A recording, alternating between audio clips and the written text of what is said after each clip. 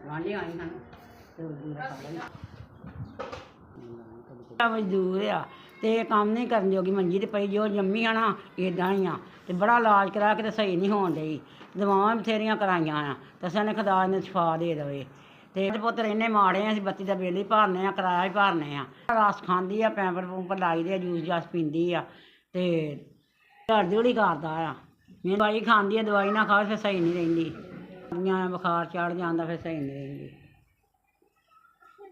ਕਿਸੇ ਚੁੱਕੀ ਦੀ ਹੁਣ ਵੱਡੀ ਸਾਰੀ ਆ, ਚੁੱਕੀ ਨਹੀਂ ਜਾਂਦੀ, ਉੱਤੀ ਟੱਟੀ ਪਿਸ਼ਾਬ ਸ਼ੂਬ ਇਹਨਾਂ ਕਰਦੀ ਕੁਰਦੀ ਆ। ਤੇ ਰਹਿੰਦੇ ਬਿੱਲ ਬੁੱਲ ਭਰਨੇ ਆ, ਕੋਈ ਪੈਸਾ ਹੋਵੇ ਤਾਂ ਦਵਾਈ ਲਈ ਦੀ, ਨਾ ਹੋਵੇ ਫਿਰ ਨਹੀਂ ਦਵਾਈ ਲਈ ਜਾਂਦੀ। ਇਹ ਗਰੀਬ ਆ, ਮੁਸ਼ਕਿਲ ਵਕਤ ਚੱਲਦਾ ਆ। ਤੁਸੀਂ ਮਦਦ ਕਰੋਗੇ ਤਾਂ ਕੋਈ ਪੈਸਾ ਤੇ ਲਾਏਗਾ, ਪੈਂਪਰ ਪੂੰਪਰ ਲੈ ਆਵਾਂਗੇ, ਦਵਾਈ ਦਾਵੇ ਦਾ ਕਰ ਲਾਂਗੇ। ਦਿਹਾੜੀ ਤਰਫੋਂ 5000 ਰੁਪਇਆ ਜੁੜਿਆ। ਅੱਲਾ ਤੈਨੂੰ ਤੰਦਰੁਸਤ ਦੇ, ਤੈਨੂੰ ਬਰਕਤ ਦੇ, ਖੁਦਾ ਤੁਹਾਡੇ ਸਾਥ ਹੋਵੇ। ਦਿਹਾੜੀ ਦਿੱਤਾ 5000 ਰੁਪਇਆ, ਕੋਈ ਪੈਂਪਰ ਪੂੰਪਰ ਲੈ ਆਵਾਂਗੇ, ਦਵਾਈ ਦੂਈ ਲੈ ਆਵਾਂਗੇ। ਤੇ ਤੁਹਾਨੂੰ ਜ਼ਿੰਦਗੀ ਦੇਵੇ, ਸਿਹਤ ਦੇ, ਤੁਹਾਡਾ ਭਲਾ ਹੋਵੇ। ਉਹ ਤੁਹਾਨੂੰ ਅੱਲਾ ਪਾਕ ਖੁਸ਼ੀ ਵਿਖਾਏ, ਭਾਈ ਤੁਹਾਡੀ ਬਰਕਤ ਤੇ ਰੋਟੀ ਪਾਣੀ ਕਰਮ ਕਰੇ, ਬਰਕਤ ਪਾਏ।